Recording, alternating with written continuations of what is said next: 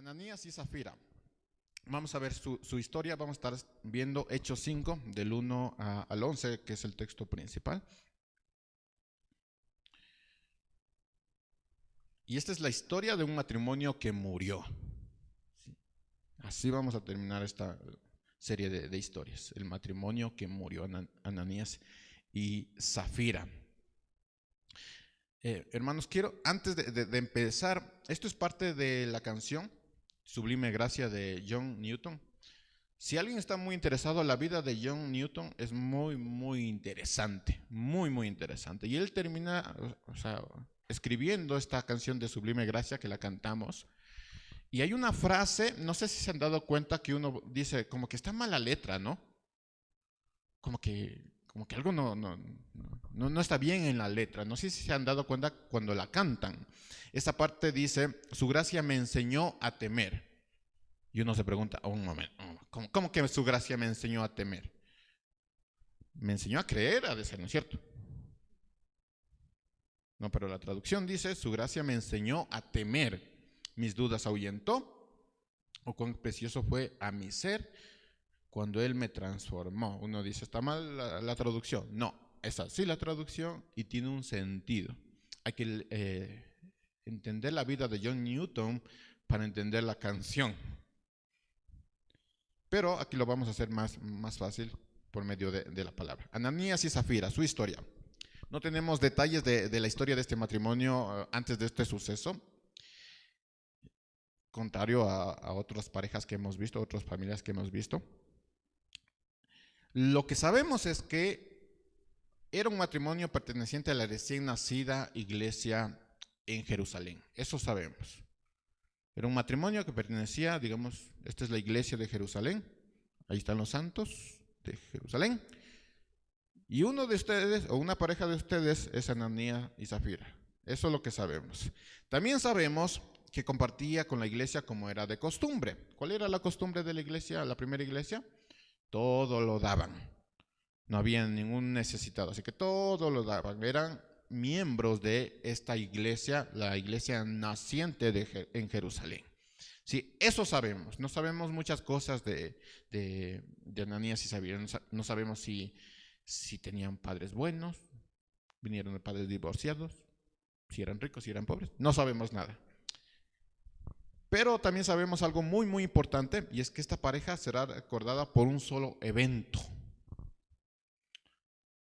como forma de enseñanza a la iglesia. Y esto es bastante interesante porque lo dice la palabra. Este matrimonio, si usted lo recuerda, si usted lo habla, si usted lo discute, va a ser recordado por un solo evento. Aparece en la Biblia un solo evento sobre este matrimonio y no es bueno el evento. Todo esto es como forma de enseñanza a la iglesia. Vamos a ver la historia. Todo empieza en el capítulo anterior. Ayúdenme regresando al capítulo 4 para entender toda la historia, el meollo del asunto. Hechos 4, versículo 32. Aquí empieza todo. Todos los que habían creído eran de un mismo sentir y de un mismo pensar. Está hablando de la iglesia. Ninguno reclamaba como suyo nada de lo que poseía, sino que todas las cosas las tenían en común. Esa es la característica de la primera iglesia. Y los apóstoles daban un testimonio poderoso de la resurrección del Señor Jesús, las predicaciones, enseñanzas y demás. Y la gracia de Dios sobreabundaba en todos ellos. Versículo 34. Y no había entre ellos ningún necesitado, porque todos lo que poseían, terrenos o casas, los vendían, y el dinero de lo vendido lo llevaban y lo ponían en manos de los apóstoles, y este era repartido según las necesidades de cada uno. Fue así como José, un levita de Chipre, a quien los apóstoles apodaban Bernabé, que significa hijo de la consolación, vendió un terreno de su propiedad y entregó a los apóstoles el dinero de la venta.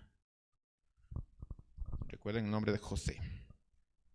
Aquí aparece en la escena este matrimonio. Entonces, motivado por lo que había hecho José o Bernabé, también ellos quisieron ser parte de eso. Digamos que aquí vamos a hacer vamos a vender algo y necesitamos apoyo. Y toda la iglesia dice, yo voy a apoyar. Yo voy a dar 3 pollos, 4 pollos. Voy a traer mi vaca, mis chanchos, para ayudar a la comunidad. Para que ninguno de aquí ni en la comunidad tenga necesidad, voy a dar todo. Y hay un matrimonio ahí al fondo. Ahí al fondo que dice, empiezan a discutir, ¿no? ¿Cómo, cómo van a dar, no? ¿Qué vamos a dar nosotros? Y este matrimonio dice, tenemos un terreno por ahí, vendámoslo y démosle. Pero la historia no es tan sencilla. Entonces dice, versículo 37, versículo 4, voy a leer recorrido la historia. José vendió un terreno de su propiedad y entregó a los apóstoles el dinero de la venta. Pero un hombre que se llamaba Ananías, junto a su Zafira, su mujer, vendió un terreno y con el consentimiento de ella sustrajo algo del dinero que recibió. Así que llevó solo una parte y la entregó a los apóstoles. Entonces Pedro le dijo, Ananías, ¿por qué le permitiste a Satanás que entrara en ti para mentirle al Espíritu Santo y sustraer parte de tu dinero? ¿Acaso el terreno no era tuyo? Y si lo vendías, ¿acaso no era tuyo el dinero? ¿Por qué decidiste hacer esto? No les has mentido a los hombres, sino a Dios. Al oír Ananías estas palabras, cayó muerto. Y a todos los que se enteraron les entró mucho miedo. Entonces los jóvenes se levantaron, ese era el trabajo de los jóvenes. Lo envolvieron, lo sacaron y lo sepultaron. Ese era el trabajo de los jóvenes. Estaban ahí listos para sacar cadáveres. Como 3 horas más tarde, yo me imaginaba, hermanos, a los jóvenes ahí en la esquina, viendo, ¿quién será el próximo, no? Para servir, porque a mí me encanta servir. ¿Quién será el próximo? Me imaginaba. ¿Dónde me quedé? Como 3 horas más tarde entró su mujer sin saber lo que había sucedido. Yo ya me hubiera percatado porque veo a los jóvenes ahí sobándome las manos. Algo sucedió. Y Pedro le dijo, dime, ¿vendieron ustedes el terreno en ese precio? Y ella respondió, sí, en ese precio. Pedro dijo entonces, ¿por qué se pusieron de acuerdo para poner a prueba al Espíritu del Señor? Mira, aquí vienen los que fueron a sepultar a tu marido. Y ahí vienen todos contentos los jóvenes. Ahí vienen todos contentos los jóvenes a hacer lo que hicieron con tu marido. Y ellos te sacarán a ti también. Al instante, versículo 10, ella cayó muerta a los pies de Pedro, y cuando entraron los jóvenes y la hallaron muerta, la sacaron y la sepultaron junto a su marido. Esto hizo que toda la iglesia y todos los que supieron de esto se llenaron de mucho miedo. Ahora, esta es la historia, este es el evento. Y quiero hacerles una pregunta. ¿Usted cree cuáles cree que son los pecados que Dios no admite en la iglesia? A ver, hagamos una lista. Estos son los pecados que Dios no admite en la iglesia. Que Dios dice, no, este pecado no. ¿Cuál cree que son los pecados? Menciónale algunos. ¿Cómo que todos? ¿También todos los pecados? Hermanos, salgamos de aquí corriendo. ¿Algún pecado que usted diga, Dios no admite este pecado? En la iglesia. En la iglesia no se admite eso. ¿Perdón? Ya, ¿cuál sería ese pecado? Mentir al Espíritu, muy bien, hermanos cristianos. ¿Otro? O sea, ¿cómo sería mentirle al Espíritu?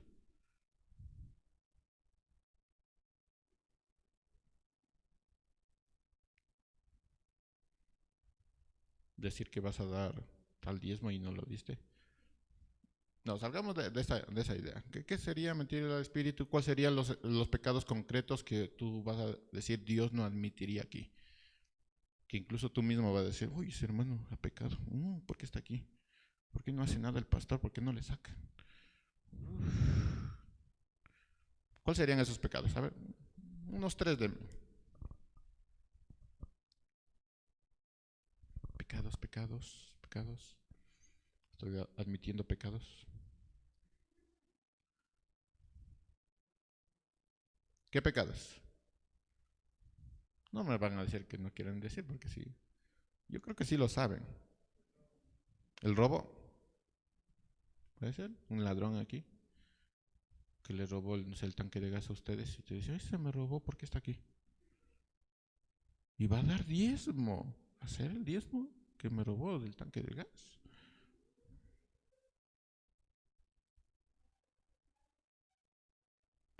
Ocultar los pecados de otra persona. Dice, eh, ¿cuál es la palabra que se utiliza criollamente para alguien que oculta los pecados de otra persona? Alcahuete, ¿qué ves? Wow, criollamente, ¿no? Ya, denme otro pecadito ya. Otro pecadillo.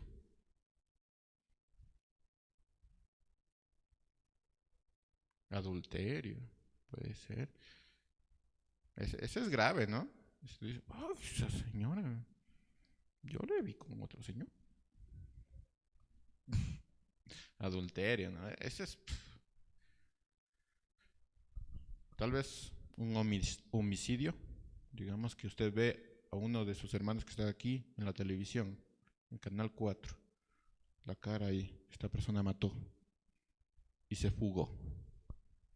Homicidio, usted le ve ahí, sentada y ya se va haciendo así. ¿No? Puede ser el homicidio, la fornicación, el adulterio, esos son muy, muy graves. El robo, como lo dijeron.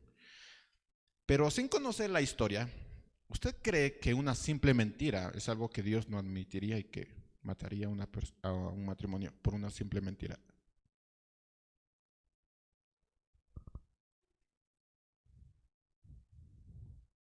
Y esto es, o sea, la idea de esto es que es posible que lleguemos a nosotros a pensar que lo que Dios ha hecho con este matrimonio es un castigo exagerado. Porque ¿quién de nosotros no ha mentido?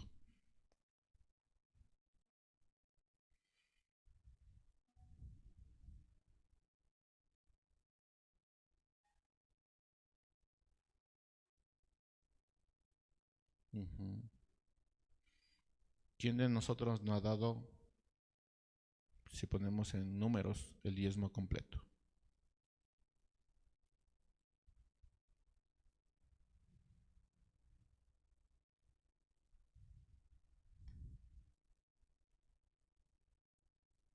¿Será exagerado? Podríamos pensar que es exagerado el castigo para este matrimonio. Una vez un predicador hablando de este pasaje dijo, si Dios matara hoy a todos los mentirosos de la iglesia, ¿dónde estaría yo?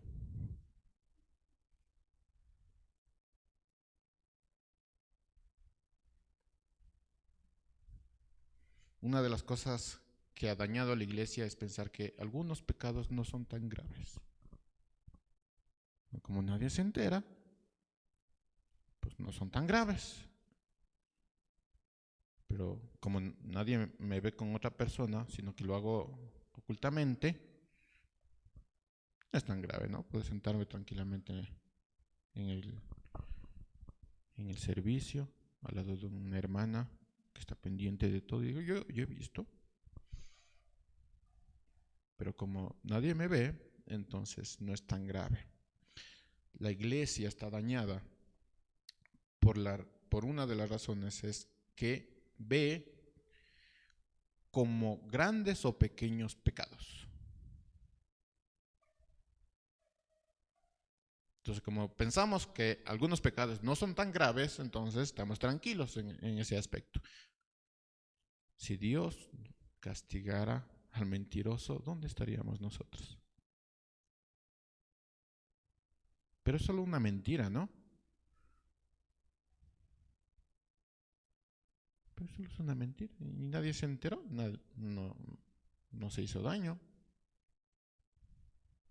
Hermanos, la mentira y la hipocresía ofenden a Dios y hacen tremendo daño, un terrible daño, no solo a la familia, sino a la iglesia. Y uno dice, no, solo es la mentira. No, la mentira y la hipocresía ofenden a Dios y hacen terrible, terrible daño a la familia y a la iglesia. Regresando un poquito para entender la profundidad del asunto, nos encontramos con uno de los distintivos de la iglesia naciente. Vamos a regresar si están en capítulo 3 capítulos. Hechos 2, versículo 44.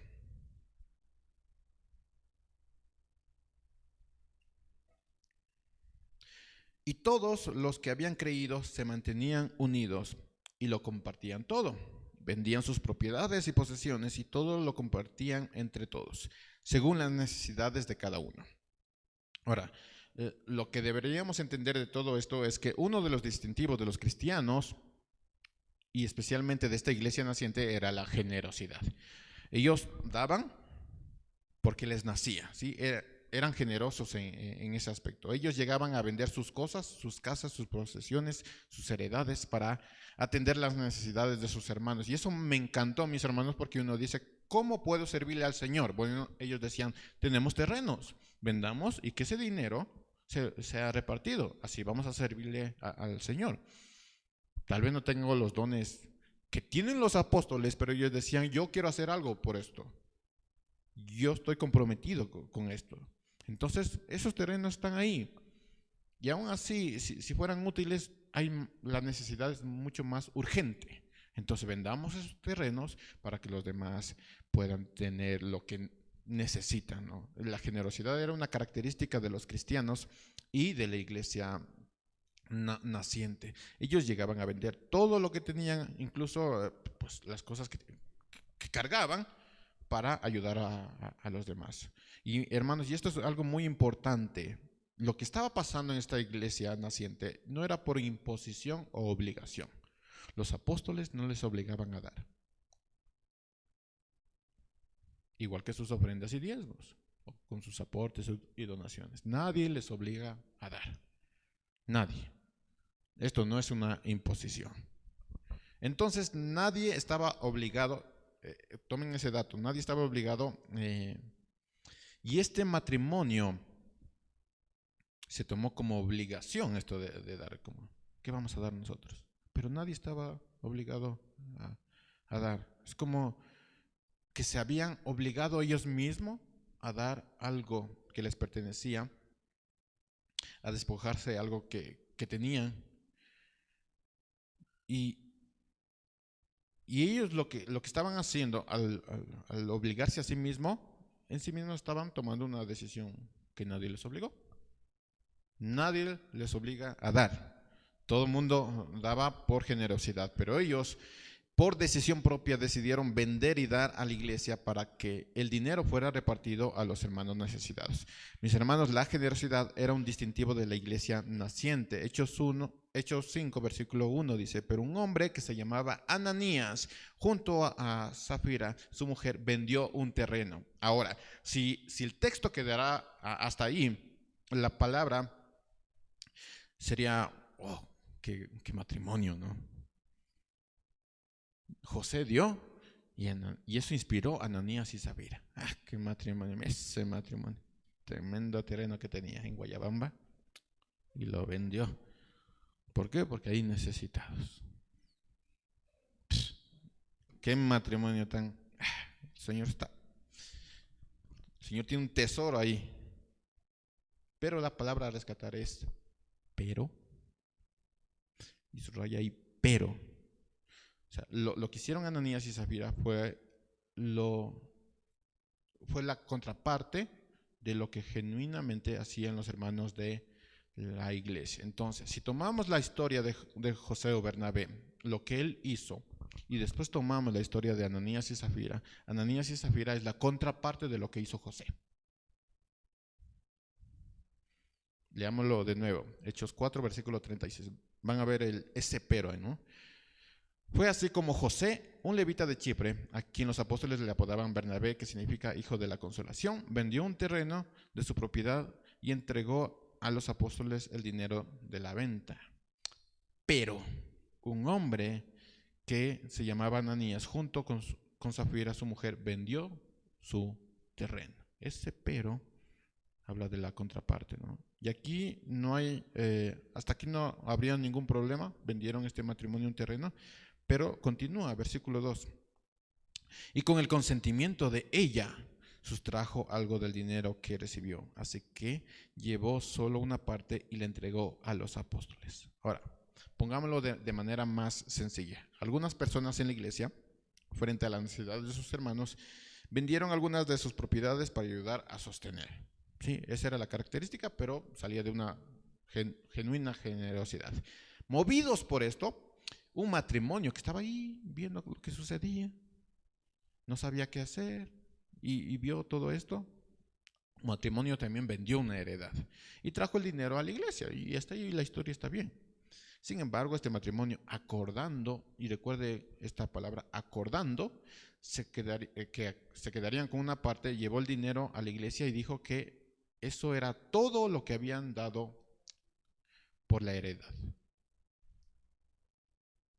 A ver, yo me ponía a pensar, y tal vez uno puede llegar a pensar esto, ¿no? Tal vez ellos tenían una necesidad, ¿no? Y ellos recibieron el dinero y surgió una necesidad. Y dijeron, es que no tenemos dinero, entonces... Como que Dios entiende, ¿no? Dios sabe mis necesidades. Dios entiende, ¿no? O algún familiar necesitaba este dinero y ellos no sabían de dónde coger y ya vendimos y ese dinero teníamos que dar a la iglesia, pero este familiar necesita, entonces, como que Dios entiende, ¿sí o no? Como que Dios entiende, ¿no? Que estamos pasando por necesidad y por eso estamos tomando el dinero que genuinamente le corresponde al Señor para ayudar a los necesitados. Entonces tomo ese dinero porque Dios entiende. Dios sabe mis necesidades. Dios sabe lo que está pasando. Entonces, Dios entiende, ¿no? Dios entiende. Hermanos, no había obligación de dar. Es lo que dice Pedro. Tú no tenías la obligación de dar. Podías quedarte con todo el dinero. No tenías la obligación de dar. No era una ofrenda obligatoria. No es que Pedro estaba, a ver usted que vendió, tráigame el dinero. O estaba ahí inspeccionando cada terreno, haciendo una lista de los terrenos que tenía. Usted ya no tiene ese terreno, ¿dónde está el dinero? No estaba así, no era una ofrenda obligatoria. No se obligaba a ninguna persona, aún teniendo, aún no teniendo, a dar. Esto era algo voluntario. Podías quedarte con el dinero.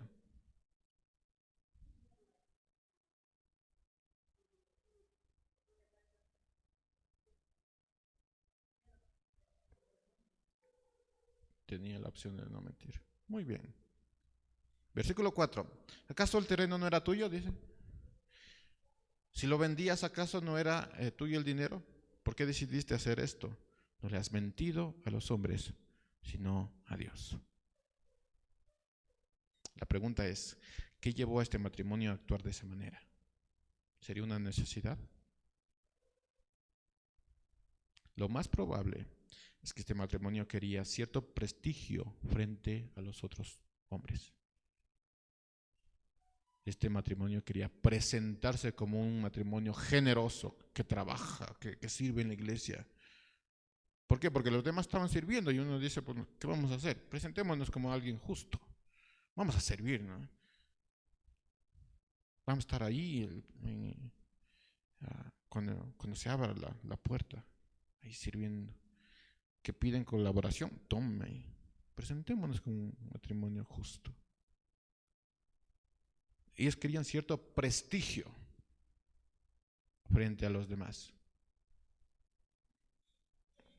Lo que ellos querían era aparentar cierta espiritualidad. ¿Han escuchado eso?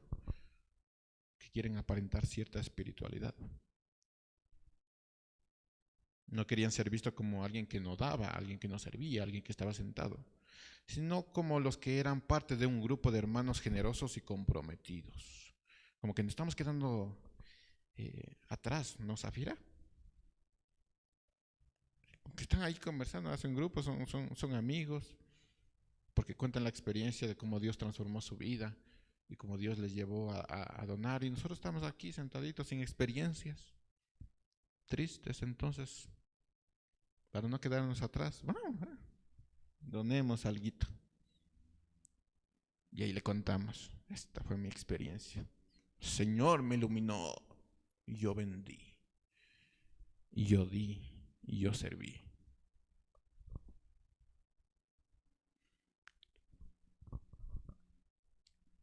¿Qué es lo que quería este matrimonio con su acción? Reconocimiento y aplauso. Versículo 3 dice, entonces Pedro le dijo a Ananías, ¿por qué le permitiste a Satanás que entrara en ti para mentirle al Espíritu Santo y sustraer parte de tu dinero? Qué interesante, sustraer parte de tu dinero. ¿Quién diría que por una mentira un matrimonio moriría? Y uno dice, no, es una mentira. Hermanos, este matrimonio podía quedarse con el dinero, pero decidió mentir. Y eso ya no solo era la mentira, sino que hizo de sus posesiones su objeto de adoración. No vamos a dar todo, vamos a dar una pequeña partecita. O sea, ya estás haciendo de tus posesiones tu objeto de adoración. Pero hay algo que el autor del libro de los Hechos detalla y es muy, muy interesante esta palabra. Los dos consintieron en mentir.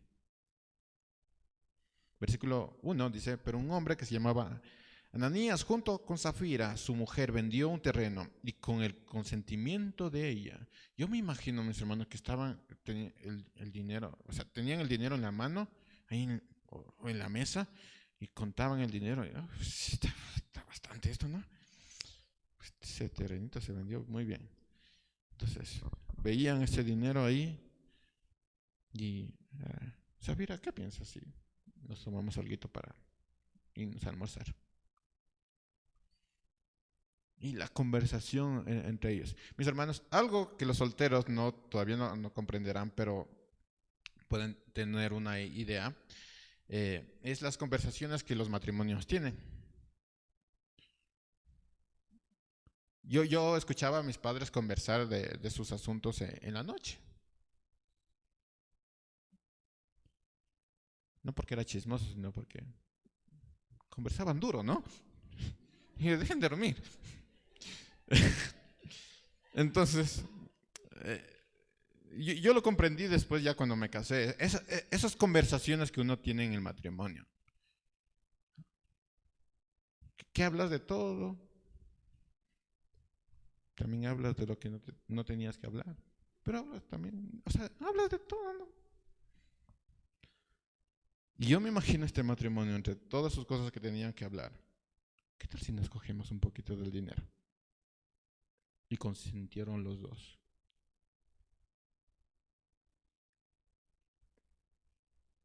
No sé, yo pensaría que Ananías dijo, como mi esposa me está diciendo que sí, me está dando el permiso que sí, entonces yo lo hago. Como tenía esa duda, ¿no? Yo pensaba, Ananías posiblemente tenía esa duda y le pregunta a su esposa, ¿qué tal si cogemos un poquito de ese dinero? Y Zafira dice, yo también tenía esas ganas, cógete nomás, ¿no? Son esas conversaciones de matrimonio, ¿no?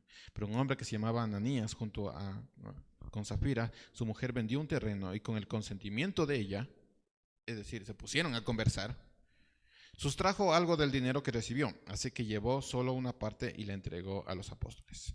Versículo 4, la parte B, no le has mentido a los hombres, sino a Dios. Hay de aquellos matrimonios Hermanos, hay de aquellos matrimonios que piensan que no hay consecuencias al presentarse como matrimonios justos. Hay de aquellos matrimonios que se presentan delante de los hombres como matrimonios justos. Y los dos han consentido mentirle a Dios. Hay de esos matrimonios que dice estamos bien y los dos han consentido mentirle a Dios. Hay de esos matrimonios que en sus conversaciones no está rendirle cuentas a Dios, no está obedecer la ley de Dios, sino que consienten mentirle a Dios. Vamos a vivir juntos, ¿no? Sí, yo también tenía esas ganas. Y conversan ahí. ¿Y cómo lo vamos a hacer? No importa. Ahí vemos. Ahí. Y consienten pecar. Y como Dios es amor, ¿no? Dios entenderá. Porque Dios es amor. Y están conversando. Vamos a mentirle a Dios. Vamos a mentirle a los hermanos. Y después nos presentamos como un matrimonio sólido. No, el matrimonio solo es un papel, ¿no? Es el amor el que vale. Y los dos estamos bien. Y las noches conversan de eso. Hay de aquellos matrimonios que piensan que no hay consecuencias por presentarse como un matrimonio justo. Hay de aquellos. El tema no está aquí en el dinero, mis hermanos. El tema aquí, el dinero sobra. Es el mentirle a Dios el problema. Y aún más grave, consentir, que la pareja consienta el hacerlo. Lo que terminó con el matrimonio. Yo no hubiera dicho, se divorció. No, murió el matrimonio. Hay de aquellos matrimonios que no son justos delante de Dios, que están muertos por dentro. Y siguen consintiendo el pecado. Ahora, tal vez en sí mismo no es la misma situación que usted tiene igual de Ananías y Zafira, pero ¿acaso no es mentirle a Dios cuando el matrimonio dice estar bien y no le está? No es mentirle a Dios eso. ¿Qué piensa? Cuando su matrimonio no está bien y usted dice, sí, estamos bien. ¿No es mentirle a Dios eso? ¿O qué piensa? Dios entenderá, ¿no? ¿Para qué le voy a decir a ese hermano chismoso que estamos mal? Dios entenderá. ¿O acaso no es mentirle a Dios decir que mi relación con Dios está bien y no le está? ¿O acaso no es mentirle cuando nos presentamos como justos y santos delante de Dios, delante de nuestros hermanos, pero la realidad es completamente diferente ahí en la intimidad con Dios? Estamos bien, el matrimonio está bien. Debemos llegar a la iglesia juntos. Hay de aquellos matrimonios que tratan de ayudar a otros. Hay de aquellos matrimonios que tratan de ayudar a otros sabiendo que ellos mismos necesitan ayuda. No saben cuántas veces he escuchado los valiosos consejos de matrimonios de años que piensan que por los años ya pueden dar consejos. Y yo en mi mente decía, o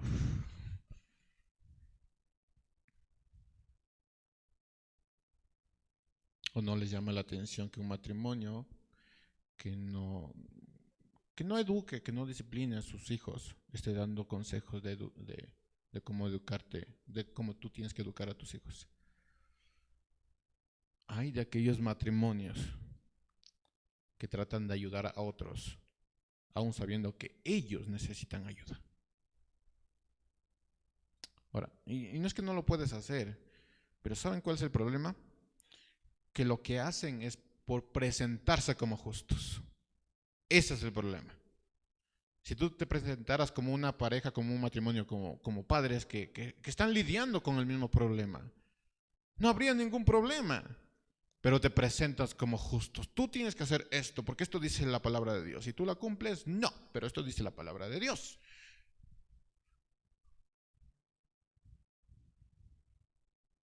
La hipocresía, mis hermanos, la mentira es altamente ofensiva a Dios y hace mucho, mucho daño a la familia y a la iglesia, porque después de dar ese valioso consejo que posiblemente Dios te utilizó para dar ese consejo, regresas a casa y tienes un montón de problemas y no has solucionado el problema. Y andas diciendo, corrige al hijo, pero tú no lo corriges.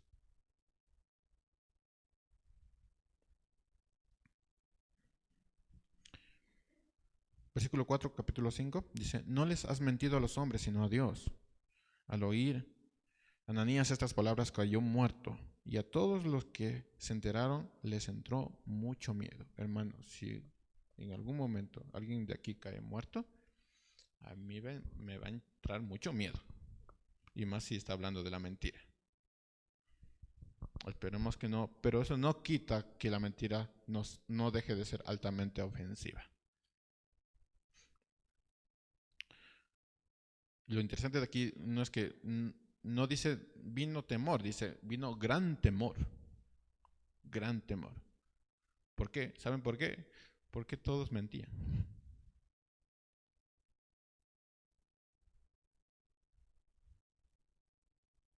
Todos eran mentirosos. Imagínense ver una pareja de mentirosos caer, morir, y tú mentiroso. Yo no sé, pero hubiera ido corriendo delante de Pedro. Señor Pedro, ayúdame. Vino gran temor, gran temor. ¿Acaso no había hermanos que no mentían? Todos mentían y por eso tenían gran temor. Aún así, con toda esta historia, hermanos, todo parece algo muy estricto, ¿no? Si yo miento, el Señor me mata. Todo parece muy estricto esto. Pero hay una pregunta y es algo muy, muy importante que Pedro hace y que es parte de la historia. Versículo 7. Como 3 horas más tarde, hay hay un contraste entre la muerte de Ananías y Zafira, pero eso lo dejo ya para sus casas. ¿Por qué Ananías murió así como murió y Zafira murió como lo vamos a ver aquí? Como 3 horas más tarde entró su mujer sin saber lo que había sucedido. Ella todo muy contenta. Y Pedro le dijo, dime, ¿vendieron ustedes el terreno en ese precio? No le preguntó esto a Ananías. Y ella respondió, sí, en ese precio. Ahora, la pregunta para ustedes. ¿Qué hubiera pasado si Zafira hubiera dicho, no, no vendimos en ese precio? No moría. Sin embargo, ella insistió y no se arrepintió. ¿Qué tal si yo les digo, ¿cómo está su matrimonio? A ver, mis hermanos, ¿cómo está su matrimonio?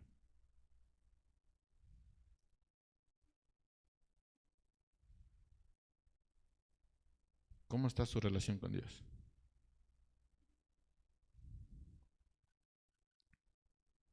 Imagínense, acaba de morir Ananías y Zafira. Yo les pregunto a usted, Iglesia de Jerusalén, ¿cómo está su relación con Dios? ¿Cómo está su matrimonio? ¿Cómo está la relación que tienen con sus hijos? ¿Le están disciplinando en el Señor?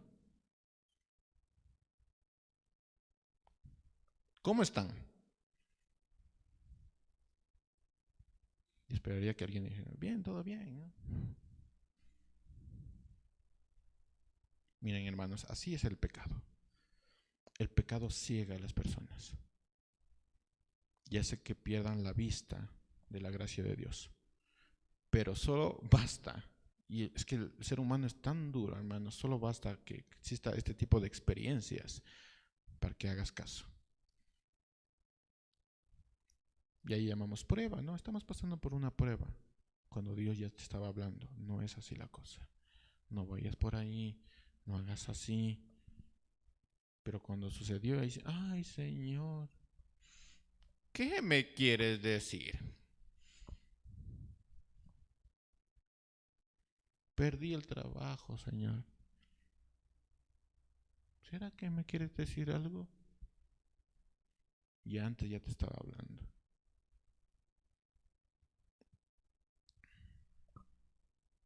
Así es el pecado, ciega a las personas y hacen que pierdan la vista de la gracia de Dios. Hermanos, Dios da tiempo y oportunidades para arreglar nuestras vidas. ¿Quieren hablar de proceso? 8 meses hemos tenido. Dios te dio tiempo. Dios te dio tiempo para que arregles tus problemas. 8 meses. Hermanos, ¿creen que en 8 meses una pareja no puede decidir casarse? 8 meses.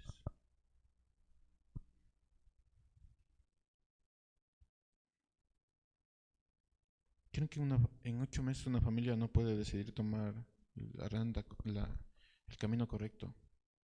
8 meses. Rebuscando, ahí escudriñando la palabra de Dios. 8 meses.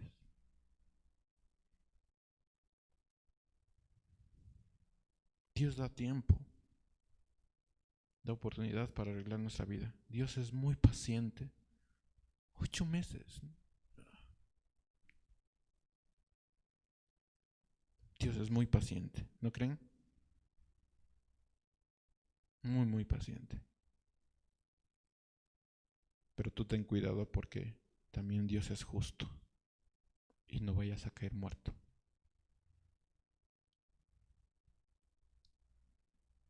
Lo que estaba pasando con Ananías y Zafira no era solo de este evento. Ya pasaba, ya estaba sucediendo.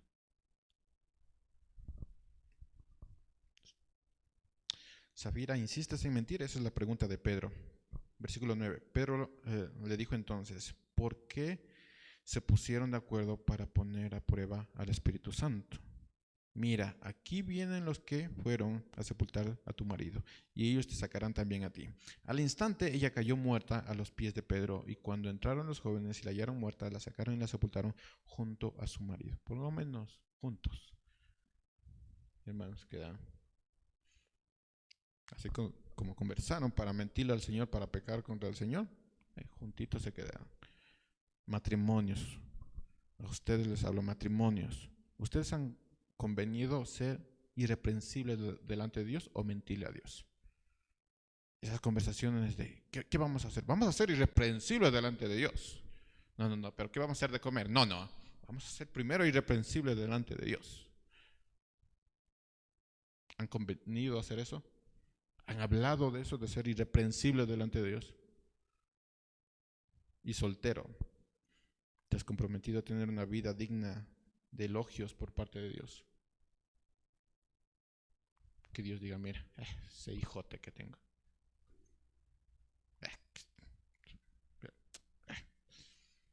Me saco el sombrero, ese hijote. Donde va, lleva mi apellido. O matrimonios o solteros. En lugar de eso, han convenido mentirle a Dios y presentarse como justos. Hay algo importante que no debemos pasar por alto. Y es, lo voy a decir así súper rápido, porque uno lo puede llegar a pensar ya en la práctica. En la Biblia uno dice, pero en la práctica es otra cosa. ¿Quién está confrontando a este matrimonio? Pedro está confrontando este matrimonio. Ahora, ¿quién mató a este matrimonio? Entonces, ¿de quién es la disciplina? De Dios. Siempre recuerden esto, los líderes, pastores o quien está al frente, si te disciplina, no es porque a él le gusta disciplinar. ¿A quién disciplinaré hoy? Esa persona se está sentando mal. Disciplinado o fulminado. No, Dios es el quien disciplina, porque Dios no admite el pecado en su iglesia. Los demás somos simplemente instrumentos de Él. Recuerden eso, es Dios quien mató. No es, me mentiste, toma un palazo. No, eso no está sucediendo. Es Dios quien está disciplinando este matrimonio. Y con todo esto, mis hermanos, qué hermosa es la gracia que nos perdonó. ¿Saben por qué? Porque Pedro también mintió. ¿Usted recuerda cuando Pedro mintió? No, ese no es mi Señor. ¿Quién será ese Jesús? Y es Pedro quien está escuchando la mentira de un matrimonio. Qué hermosa es la gracia de Dios que nos perdonó y ahora hace actuar en rescate a los otros. Y que ustedes pueden decir, yo tuve un matrimonio difícil, muy complicado, pero la gracia de Dios restauró mi matrimonio y ahora voy en rescate de otros. Y es lo que está pasando. Pedro fue quien mintió y está escuchando la mentira de otra persona y ahora está en rescate de otros, porque le hace la pregunta, Zafira, ¿vendieron en ese precio? Y así, Zafira, como, ay, Zafira, por favor, dime que no. Zafira, por favor. Pero ahí está Zafira. Sí, vendimos.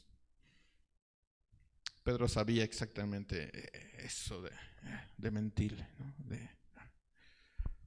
Versículo 11. Gran temor se apoderó a toda la iglesia y todos los que oyeron lo que había sucedido. Gran temor, hermanos. Hermanos, ¿usted ha entendido lo que significa la pureza y santidad en la iglesia? ¿O solo viene porque es costumbre? Cuidado con eso. Versículo 11. Gran temor se apoderó de toda la iglesia y de todos los que oyeron lo que había sucedido. Quiero terminar con algunas verdades así súper rápido que nos deja esta historia. Y la primera es que, hermanos, si usted cree que podemos mentirle a Dios, está completamente equivocado. No podemos mentirle a Dios. Y se va a notar. O sea, en algún momento, ya no me hiciste caso, téngala ahí. Hermanos, se va a notar eso. No podemos esconderle nada a Dios. Tú puedes hacer todo lo posible, te puedes presentar aquí delante de los hombres, servirle, hermanos, el juicio de Dios llega. Porque aunque Dios es paciente y te da oportunidades, Dios también es justo. Y va a llegar, va a llegar. Y si eso no nos da temor, hermanos, bueno, allá en el cielo, ¿no? Como Dios es amor y Cristo murió por mí, la sangre de Cristo fue derramada en mi cuerpo. Y todos mis pecados fueron lavados, entonces yo estoy bien. Cuidado, porque Dios también es justo. Cuidado. No podemos mentirle a Dios. Puede ser difícil para nosotros distinguir entre un corazón verdaderamente arrepentido y un falsamente arrepentido, pero nada es escondido para Dios. Nada. No puedes ocultar tu corazón de Dios. Le puedes ocultar a la iglesia. Nos puedes mentir a todos, pero a Dios, hermanos, en algún momento. Lo segundo es, el temor es parte de la adoración. El temor es parte de la adoración. Yo les había dicho, esa idea de llegar tarde para mí no, porque mi mente es, ¿y si yo llego tarde a la iglesia? Y justo ese día viene el Señor. Imagínense, yo decía, saliendo bañadito de casa, ¿no? Aquí es el culto a las 9. 9:10 llego. Hay un perrito, 9:15. Que tengo sed. 9:30. Que cantan feo. A las 10. Y yo, hermanas, esto de la puntualidad para mí es con esta idea, ¿no? Y si Dios viene y no me encuentra haciendo lo que yo tengo que hacer. O sea, justo el día que dije, estoy cansado, me vacuné, no quiero llegar. Justo ese día viene el Señor. ¿Y qué es lo que dice el Señor? Que tenemos que hacer lo que Él nos encomendó hacer, que nos encuentra haciendo lo que nos encomendó hacer. Justo ese día. Por eso es como, ya estoy tarde. Porque no solo es con los hombres, hermanos, es con Dios, es Dios, es Dios. El temor es parte de la adoración. Si nosotros tuviéramos temor a Dios, hermanos, nuestra adoración fuera, viéramos todos los detalles, toditos los detalles. y tenemos que decirle no a un hermano, le tenemos que decir no, porque el temor a Dios es mucho más grande que el temor a los hombres.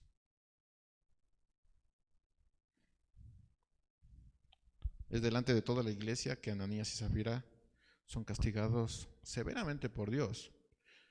Hermanos, el amor de Dios solo tiene sentido cuando sabemos lo que significa ese amor. Solo ahí tiene sentido. Y toma mucho más sentido cuando sabemos lo que significa el poder de Dios. ¿Usted entiende el poder de Dios? Y hablamos, el poder de Dios nos rescató. El amor de Dios tiene sentido cuando nosotros entendamos el poder de Dios también. Y como así Dios es amoroso, también es tremendamente poderoso. Capaz de fulminarnos en ese momento por mentirle. Por eso es que John Newton escribió, tu gracia me enseñó a temer. ¿Ahora tiene sentido? Cada vez que la canten, ahora entiéndelo. Tu gracia me enseñó a temer. Porque no tiene sentido la gracia de Dios, el poder de Dios, el amor de Dios, sin entender el poder de Dios. Tu gracia me enseñó a temer. Y por esa gracia, yo hago las cosas conforme al corazón de Dios. Tercero, el pecado es un asunto muy serio para Dios. Creo que ya es obvio aquí, pero el pecado es un asunto muy serio para Dios. Dice un artículo, permítame leer este artículo que me pareció muy interesante. Dice, si somos honestos, muchos de nosotros encontramos ofensivas las acciones de Dios aquí. Si somos honestos, dice, es una mentira, ¿no? Si somos honestos, encontramos ofensivas las acciones de Dios aquí. Pero eso solo revela la ignorancia de nuestro pecado y la santidad de Dios. No debemos hacer la pregunta, ¿por qué murieron? En cambio, debemos preguntarnos, ¿por qué estamos vivos? ¿No cree? Y uno dice, ¿por qué murieron? No, pregúntate por qué tú estás vivo. Continúa el artículo, si Dios es paciente con nosotros y lento para la ira, pero como dice R.C. Sproul, no olvidemos de que la paciencia de Dios está diseñada para conducirnos al arrepentimiento. Sin embargo, nos hemos vuelto más descarados con nuestro pecado. Y uno dice, no, Dios es paciente, no, pero lo que dice aquí es que nos hemos vuelto descarados con el pecado.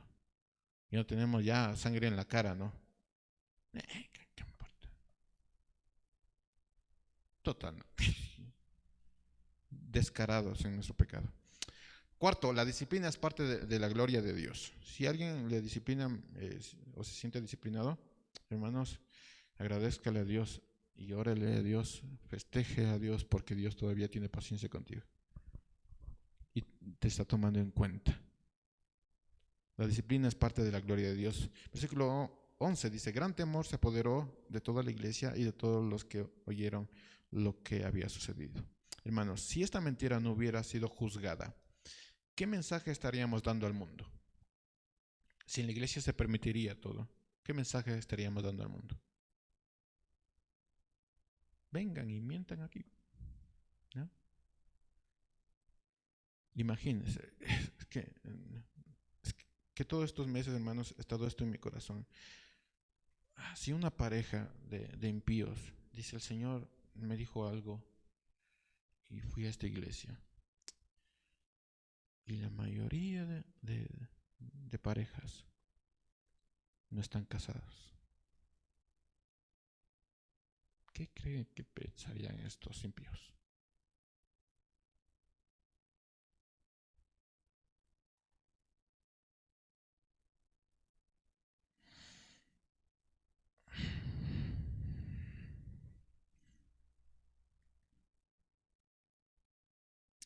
Pero hay algo importante que mencionar y es que no se está juzgando el pecado de alguien que está recién creciendo en el Evangelio. Cuidado con eso.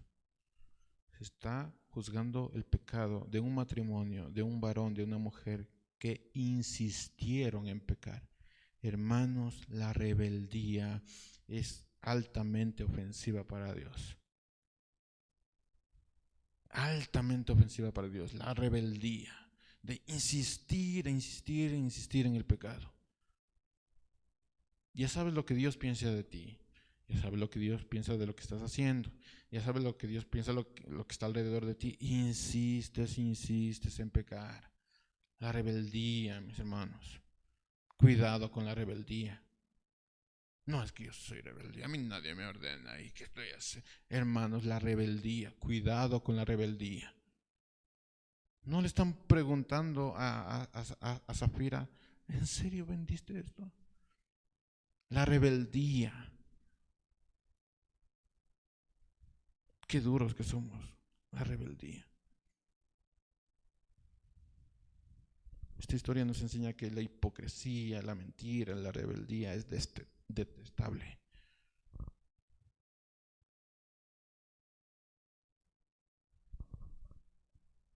Pero si no lo han notado, y quitando la mirada de Ananías y Zafira, ¿acaso nosotros no somos así? Rebeldes. Insistir, insistir.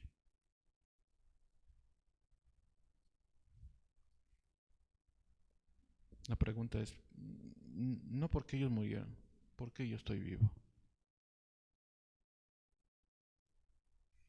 Por esa razón, mis hermanos, cuán grande es la gracia de Dios. Dios nos ha dado tiempo para arreglar nuestra vida.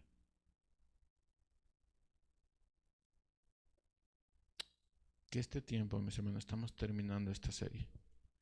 Que este tiempo no sea en vano. Arregla tu vida. No es tan difícil. Arregla tu vida. ¿Qué estás esperando? Arregla tu vida. ¿No crees que estarías más tranquilo? ¿Más tranquila? Arregla tu vida. No abuses de la paciencia de Dios. Llénate de la gloria. Llénate de esa gracia. Busca la santidad. Aférrate a Dios. Arregla tu vida. Que dice John Newton, su gracia me enseñó a temer, mis dudas ahuyentó, o cuán precioso fue a mi ser cuando Él me transformó. Arregla tu vida. Que no sea en vano este tiempo. Arregla tu vida. Cuidado con la rebeldía.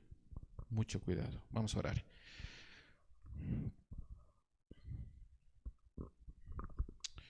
Y mis hermanos, no quiero que hagan una oración vacía. En serio, comprométase en arreglar su vida. El juicio de Dios llega. Y que Dios nos libre del poder de ese Dios.